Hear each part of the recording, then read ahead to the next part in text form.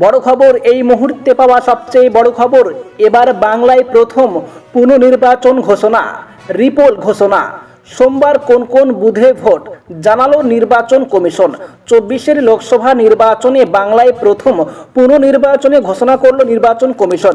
রবিবার কমিশনের তরফে বিজ্ঞপ্তি দিয়ে জানানো হয়েছে, সোমবার 3 জুন বারাসাত ও মথুরাপুর লোকসভার দুটি বুথে পুনরায় ভোট করা হবে। বারাসাত ও মথুরাপুর লোকসভা কেন্দ্রের দুটি বুথে রিপোলের কথা ঘোষণা করেছে জাতীয় নির্বাচন কমিশন। দেগঙ্গা ও কাকদ্বীপে ওই দুটি বুথ রয়েছে। বারাসাতে দেগঙ্গায় 61 কদম্ব গাছিতে ভোট নেওয়া হবে সোমবার। অন্যদিকে আগামীকাল মথুরাপুরে কাকদ্বীপে 26 নম্বর বুথে শ্রী চৈতন্য বিদ্যাপীঠে হবে ভোট গ্রহণ।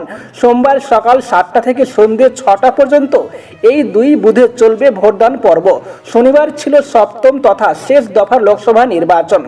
ভোট সন্ত্রাসের অভিযোগ তুলে 12টি বুথে পুনরায় নির্বাচন দাবি জানায় বিজেপি। বেলা 1:30 থেকে 4:30-এর মধ্যে বুথ ক্যাপচার হয়েছে। গেরুয়া শিবিরের তরফে এমনই অভিযোগ করা হয়। কমিশনের কাছে এই মর্মে চিঠিতেই বিজেপির তালিকায় ছিল সন্দেশখালী, ডায়মন্ড হারবারের মতো একাধিক লোকসভা কেন্দ্র। এরপরই কমিশন সিদ্ধান্ত নিয়ে দেগঙ্গা ও কাকদ্বীপে দুটি বুথে ফের ভোট গ্রহণ হবে। 7 দফার ভোটে প্রথমবার রিপোলের কথা জানালো নির্বাচন কমিশন।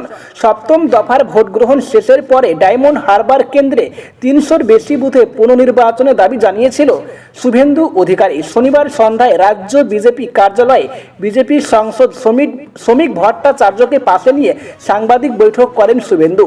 সেখানে তিনি দাবি করেন, যদিও ডায়মন্ড হারবার নিয়ে রবিবার পর্যন্ত কোনো নির্দেশ দেয়নি কমিশন।